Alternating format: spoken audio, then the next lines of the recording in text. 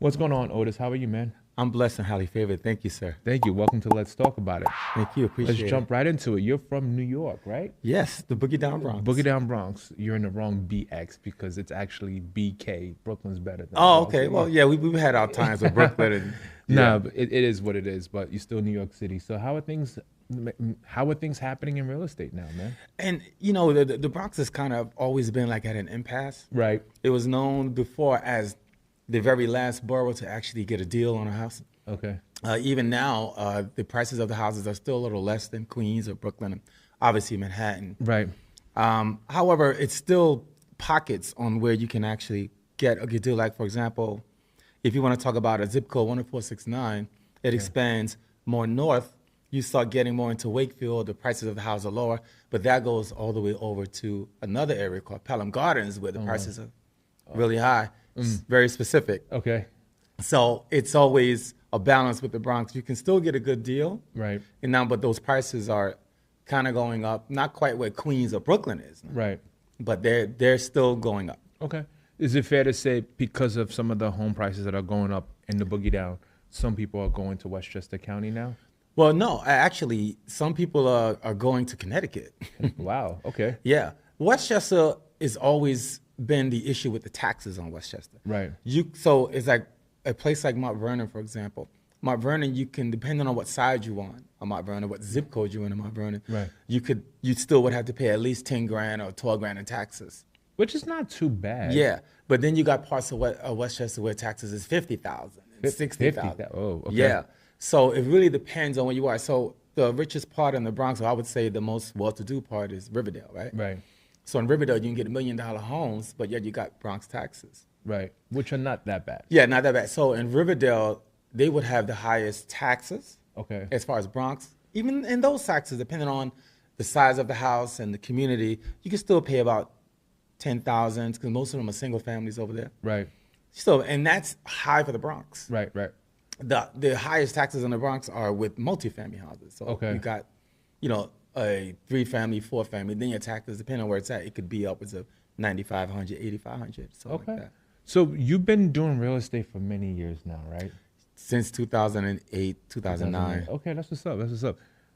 The fact that you've done real estate and you know the pros and cons and you've experienced a lot of things. Yes. That has inspired you to write a book.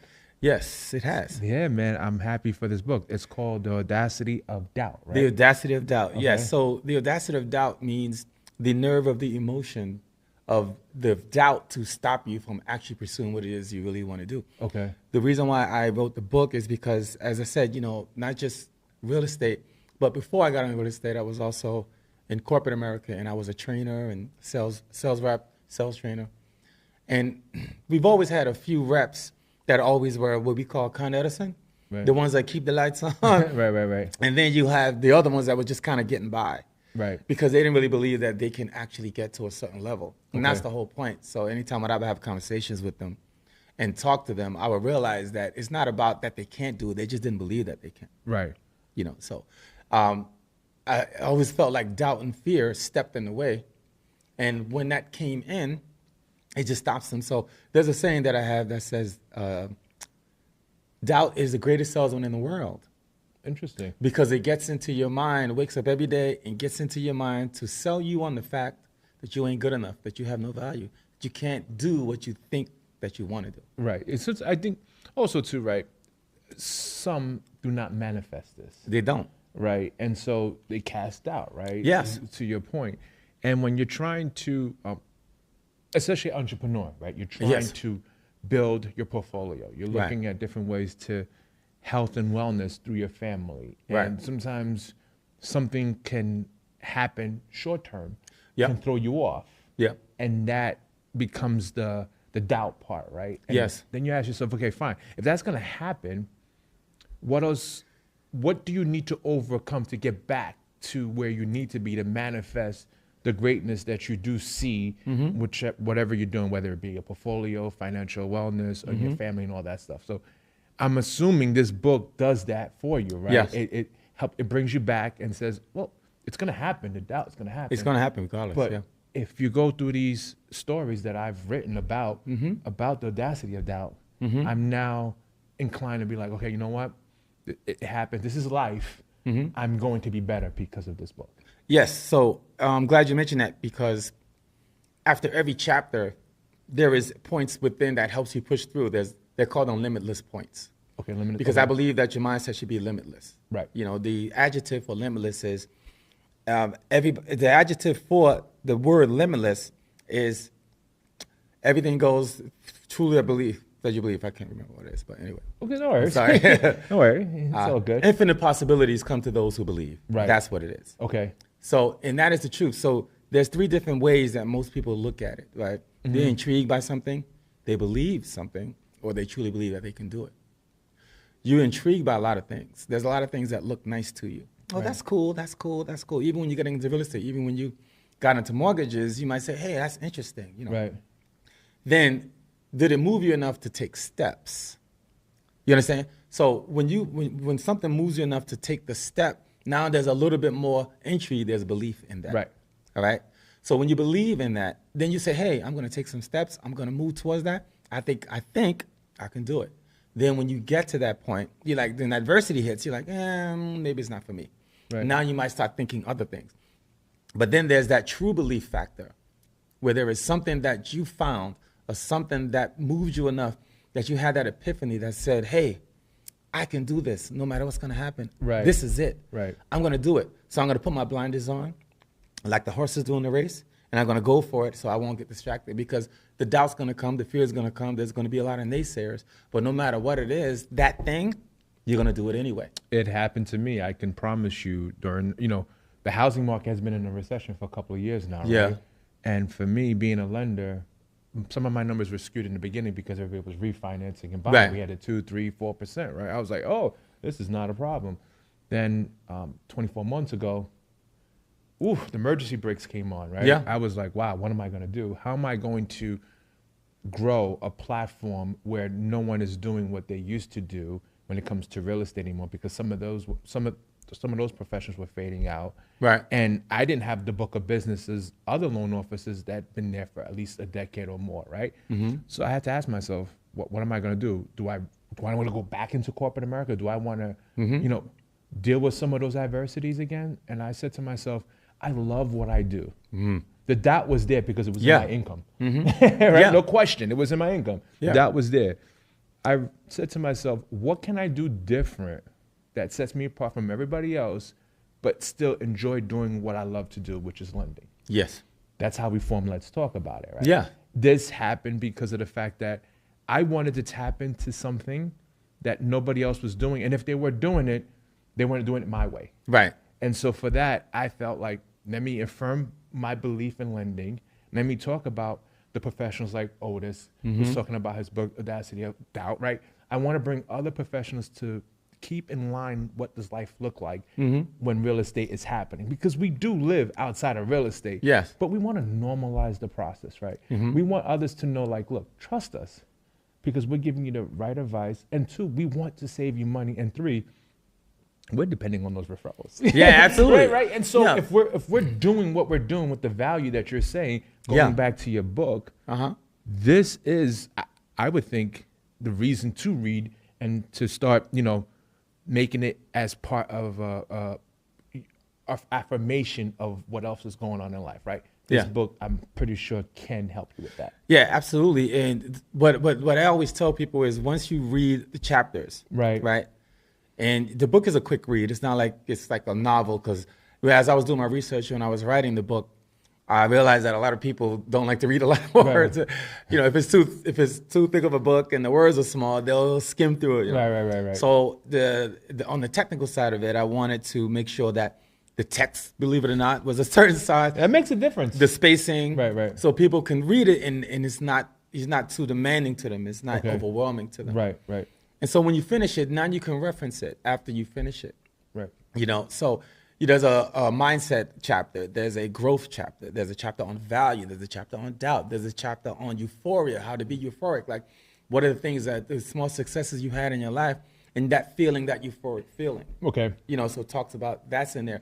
See, what people don't realize is that most people want certain things, right? Right. They want to be successful, right? but they don't really know how to obtain the success, or they don't know what they want to be successful at. But what they don't realize is that success is actually all around you right now. Success is actually searching for you. Right. Success is searching for someone to expose it to. Because I always say that success is not supposed to be attained, you got to be displayed. You got to display the success. Right. So by growing up and grinding and going through your process and putting in the work that you need to put in Right. to display the success. And you don't even have to say anything. People will see it. Right. You'll see it. Right. You know, I just spoke at the Green School in Highbridge in the Bronx because I'm a speaker as well. I saw that. Right. You talked. I think one of the nice pictures I saw you had was the picture where it said, "I am." I am. Perfect. You saw that. Thank you, Right. Jimmy. Of You my course, man. always Jay. got to do some research on my man So right here, right? what's amazing about that picture was I didn't know that was there. Right. Right. So as I was talking to the kids, I did 3 talks that day. I did the 6th grade, 7th grade, and 8th grade. And the 7th grade was in the gymnasium, right? And there's actually an exercise that I do called I Am, Okay. which I didn't know that was there. So when we Wow. left, I said, "Oh snap, Karis, look," and Okay. we took a picture next to it. Wow. That So as you now, should. people are gonna walk by and be like, "Oh, that's the guy that I am," and maybe I'll come Right. into their mind. So what I say is, because the most important information or conversation or feeling you have is with yourself, right? It's the best relationship. Most people know who they are personally, but who they let you see is different. So when you tell a child, you might not know who you are now, 6th or 7th grade, you probably still figuring that out, but you're somebody, you're something. Right. So when you say I am, there's exercise when I tell them to yell, I am. They'll all yell out, I am. I'll tell them, say it again, say it again. Then I'll point to one person and they'll stand up and they'll say something about themselves real quick. So if I point to Jimmy, you stand up and say, I'm an entrepreneur. Or I'll stand up and say, I'm beautiful. Or only you know who you are because there's power in words. Yeah, it's a complete sentence. It's a complete sentence. And they I say am, right? the difference between the life and death is in the power of the tongue, right? Right. So it's a matter of what you say and your words matter. So that was the exercise in telling them that their words matter. You walk around, the people are watching you, you never know who could change your life. Look, I'm always influenced by someone that has aspiration when it comes to family, wealth building, fitness, Yes. and everything like that, because those small circles is what propels me to provide my value today, because we're all thinking alike, right? What's the greater good? Yeah. To be part of this and continue to provide for our families and loved ones, right? I'm not one of those that need to have certain exponential income to satisfy my return. I'm happy. I'm cool, man. I'm frugal. There's always room for more. Yeah, there's always room for more. I'm frugal, but I'm just like, I'm modest when it comes to certain things. Yeah. Right? I just don't feel like I get it. I respect it. Show up, yay. Have at it, but I don't need that. That doesn't move me. So. And that's why you're blessed. You're blessed because you don't try to keep it all for yourself. No. And I believe in that. I believe that you have to be there's enough for everyone to go around. You always got to be happy when someone's succeeding. Right. Yeah. I mean, a lot of people say the words, "Oh, why him? Why not me?" Well, why not you? Right. You don't know their process. You don't No. know what they went through to obtain that. Right. Those are the questions you got to ask. And it's very important too. So going back to, you went to the school, you was in the Bronx, you talked about the whole experience teaching middle schools and elementary, right? Mm-hmm. You also had a seminar, right? I think it was called Business. The business shower. Business Yes, shower, right? With You Kevin had, Grimes, right, yes. Kevin Grimes. Mm-hmm. You had Lynn Walby at my best, let me get it right. Lynn she's a hip hop publicist, right? Yes. Walby investor. Right, at my best, everybody knows who he is. He Yeah. talks loudly about what he's doing when it comes to investing. Yeah. Then you had, He has a lot of brownstones. Yeah, right. Then you had Dennis Gordon, right, and then you had Rashida, credit specialist. Credit specialist, yes. How was that experience like? What was that? What was that going through? Right. It was great because it was a lot of entrepreneurs there. The whole Right. place was full of vendors. Okay. And customers, of course. And then you had the speakers. So the whole key, it was an empowering moment. Okay. Right. And when I was looking at the room, right, I was thinking to myself, these people here now that got up, put their product together, got their labeling going, got their merch and Right. tables, and they're making that effort. They're showing you a certain amount of discipline. And some may be on a higher scale than others, some may not be, but the point is that they're here. Right. And they're trying. They're providing value. And they're pushing. Right. Right? So in my talk that day, I talked about the magic that's in the room. Right. Right. I say, hey, the magic that's in the room is that there are vendors here that's hopefully to make new connections and to provide a service to enhance the lives of the customers who's actually buying it. And you guys are hopefully can find a value in what they're selling. Right. Right? That's the whole point. You had so many things that you had jewelry, you had T-shirts, you had candles, you had body oils, you had so many different. You had food vendors. You know. It's important. Like I said, anytime you could be in the house with successful individuals, and you're part of it, because life goes so fast. Sometimes you don't even appreciate what's going on, right? Yeah, absolutely. And so when you sit back, sometimes a week later or 2 weeks, and you catch an epiphany, you're like, oh yeah, I did that with Otis. I was in that room, right? And maybe something may happen with that individual or that business, and they're growing. You're like, yeah, I remember I was with this individual, right? Yeah, Like, exactly. So I think sometimes we slow down a little bit to appreciate what is actually happening, especially when it comes to building the community, right? Mm-hmm. It definitely penetrates into anything because the opportunity is there. You just, like you said, you just got to seek it if you're tapping in. You know what's amazing? You mentioned you got to slow down some time and take a look, right? In my book, I don't want to keep referencing the book, but in the book, there's a quote in there from me that I said there's a thing that I call a discontinuance. Okay. So what a discontinuance is things are happening so fast in your life. You're doing a lot of things. You're moving. Sometimes you stop, you take a step back, and you look at everything that's going on around you. Sometimes you got to do that. Yeah. A lot of people don't want to stop because they feel like they'll miss something, or they're not going to get to where they're going to in time. Right. Well, so the discontinuance allows you to sometimes fall back a little bit. Take a step not saying back, stop, right. just take a step back, take a look around and see everything that's going on around you, because it's important. Yeah. Because you got a lot of things that are happening that are nurturing and a lot of things that are toxic. Yeah, it does happen.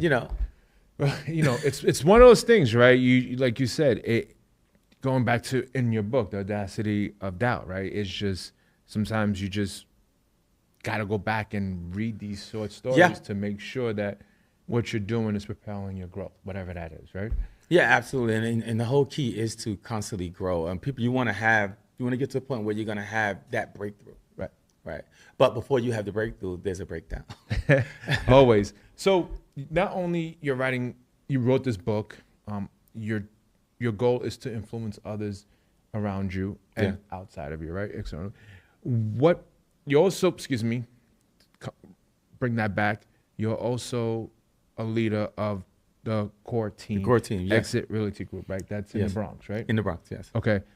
How is that experience like, and what do you see, or what do you want to have happen as you continue to do endeavors with your book, but also have the team on the side doing real estate? So, the real estate team is very inspiring to me, because even though I'm there to guide them and help them and move them forward and train them and make sure that they're doing on the right track, they inspire me too. Okay. Because when I see their growth, there's a couple of players on the team that are very, very, I watch them. I'm in a unique position because I see where they started and then when they are now. It's like a mother and a child. The mother births the child, and then they see now the child grows up and is successful. You're like, well, it's a unique position. So it's always gratifying to see that, to know that I had something to do with that success at some point. Because at some point, you go on your own and you're fine. Mm-hmm. But the reason why I love that is because right now in our office, there's the top 5 agents of the year.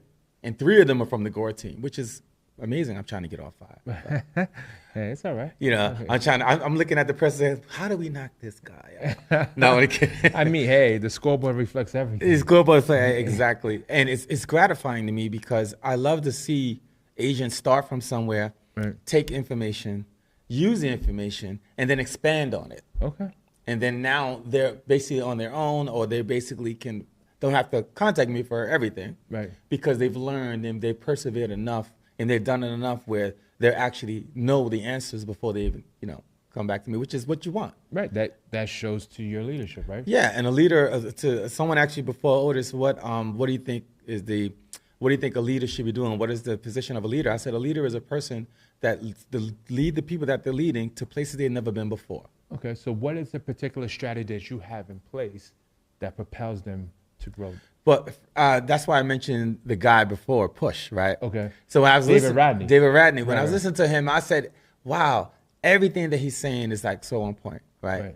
because that's exactly the stuff that I say when I talk to my people. I say, listen, you can always go back to the basic. You have to prospect. If you're not making no calls, you don't have no options, really. If you're not at least knocking on some doors, you really don't have no options. Right. You can't expect people to give you the business. You got to go and chase the business. Right. Now, find out what works for you, right? So one of the strategies I tell them is, because some of them don't like knocking on doors. Some of them don't like making calls. Right. But Should it be easy, though? No, it shouldn't be. Okay, then. No, it should not be easy. Right. Right. You should want to do the hard things, okay? Right. Because that's only going to make you better. You don't really know them from being easy, except the fact that you got something without much effort. No. Small All right. things pay greater dividends. It definitely does. Right. It definitely does. So I said, listen, if you have some sort of adversity, instead of running away from it, run towards it. Right. Run towards adversity. You know why you're going to run towards adversity? Because now you're going straight through it. Sometimes when I go out and run, I don't know if you're a runner. Sometimes when I do go out and run, I like to run in the rain. Right. I really like to run in the rain because as I'm jogging and there's a big puddle, most people try to go around the puddle or they jump over the puddle. I step right in it, bow. I do that because it's mental for me. Right. Because I step in the puddle because I'm going through it, the adversity. I said, whatever it is, I'm gonna go through it, and I'm gonna be different on the other side, because that's the thing you have to think about. Who you're gonna be on the other side of that adversity? You got to be better. Some people are born in it. Yeah. And some people are just seeing it for the first time. They're like, Yeah. oh, I'm like, bring it on, because I've come, like, I didn't have everything. Right. So everything I've obtained is because of the challenges of my life. And therefore that's part of my adversity, right? And I get it. Some people are, they've had things given to them, and some people have less given to them. Yeah. At the end of the day, it's what you make of it, right? Yeah. It's truly to your abundance of life, right? To me, I wake up every morning, if certain things are not in part of that threshold, income-wise, I'm like, oh, what am I not doing? What should I be doing? How can I combat that, right? And so, to your point, adversity, like I said, some people adapt it. I was born in it, so I'm okay with it. Look, it's just I'm thinking of myself, right? Like you said, you can only do so much. Yeah, but you gotta want it. Some roads are harder than others. Yeah. And some people grow up in environments that their needs are met. Some people grow in environments where their needs are not met. All right. So that's where you have a different outlook on life. Now, as you get older and the information is there, now you're gonna have to start making choices to propel you towards the level you really want to go. Right. Or you're gonna just stay stagnant wherever you are, or you're gonna succumb to whatever your adversities were. Yeah. Hey, look, I'm not. Like I said, this is why we're in this universe, right? That's why we're in this universe. We're here to push it forward. Right. And most of us, unfortunately, I said this in my talk the last time, that most of the potential in the world is in the graveyard. Yeah. Because most of us go to the graveyard without reaching our full potential. And what a lot of us do physically while we're here in the physical world is that we oppose our own potential. We don't realize that we're doing it. That's deep. We do. Going back to Push, that's why David Rodney named his his platform Push. Shout out to David Rodney on that one. Yeah, he's good. Yeah. Well, I think his push is prospect until success happens. Yeah. He came to one of my events in Mingos, and he bought a book. That brother's dope, man. Really good guy. Really good guy. Yeah. So, what initiatives other than your book inflict growth after? When it's all said and done, what initiatives do you have other than your book with life? So obviously right now, this book still has, it hasn't been a year yet. Okay. So I'm really still pushing that, of course. Okay. And I'm also going to start thinking about the second book. Okay. Which is great. There's also an initiative that I've been doing. It's been on my mind for years, and I've been doing it. It's a not-for-profit that I'm trying to put together where I'm going to help the youth. However, it's not a specific type, mainly for the young men. I realize that going around to these schools and talking, a lot of the young men are directionless. They don't have a lot of direction. And when I talk to them, they look me right in the eye like they want it, like they want to hear the information, right? And I noticed that, and I say, wow. I say, you know what? A lot of them, unfortunately, are fathers' homes, and maybe the dad's around, but he's not, being the dad that needs the support that they need. Right. And that really caught me on this last talk that I did in Highbridge, because a lot of them were if you look at them, it's like they're not in a place of strength. They're in a place of survival. Right. And we got to get them to a place of strength. so that when they do go out into the world, right, they are from a place of strength. They can have more options for themselves. Right. You know, so you'd be surprised how many kids don't. Look, when I was a child or when I was a teenager, my uncle, God rest his soul, would tell me, you go into the interview, even if it's McDonald's, he'd tell me, wear a white shirt and tie. And I was like, it's just McDonald's. He said, trust me, you'll be halfway there. Nobody else is going to be doing it. Things like that. A lot of kids, habits, yeah. a lot of kids these days, if you go to the job interview, they'll wear like a polo shirt or whatever. They have the headphones on. They're not taking it serious. Right. You got to look like you want the job. Right. You got to be there. But years ago when I was an entertainer, I was in the music business anyway. I was an R&B singer in the 90s. Okay. So whenever me and my You group, and Keith Sweat? Keith Sweat was in the 80s, but Keith Sweat was the man, though. Keith Sweat was the man. But and when we would go to an audition, right, our manager at the time used to make us wear the clothes we're going to wear in the show or come look like we're doing a show. Right. I used to be like, we're not performing. He said, listen, he said, if they see you come in there and y'all are all uniformed, you're ready to go, you're halfway there. Now they're looking at you differently. Impressions are everything, man. First impression. And if they don't see, even if you're not that great, they'll still put you on because you came like prepared. Right. Or halfway prepared. That's what it is. So on a lighter note, you're from the Bronx, so you're a Yankee fan? Absolutely. Oh, okay. I'm a Met fan, but yeah, man. No one's perfect, but it's okay. Oh, you're a Knicks fan? Absolutely. Okay, you see that ball game? I saw last night. Man, yes. right? I feel bad for Tatum. Yeah. Well, did you find out what happened to him? Did he? No, I didn't find out. I hope he didn't rupture Achilles because that'd be terrible. And we're recording this in May, and it's going to come out in June. So hopefully we do see the Knicks in the playoffs in June. Yes. I mean, not in the playoffs, in the championship. Well, June is, but hopefully, it looks like it's going to be the Knicks in Indiana. Right. Unless the Cavaliers can come back. But Donovan Mitchell's hurt too. Right.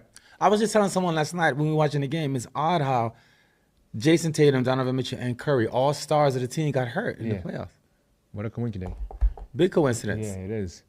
All good. But on a lighter note, I just want to let you know, Otis, thank you so much for coming on. Let's talk about it. I appreciate your time coming up from the Bronx out here to New Jersey. Absolutely. I appreciate the opportunity, really. Always, man. Always. Look, anytime I could put someone in front of the camera to do what they do best when it comes to your book, real estate, entrepreneur, life, that's what the platform's about, right? Let's talk about it. Yes. It's to show others that anyone can do it. It doesn't always have to be real estate, but it just so happened that we're in real estate and we love what we do. So why not provide that value, right?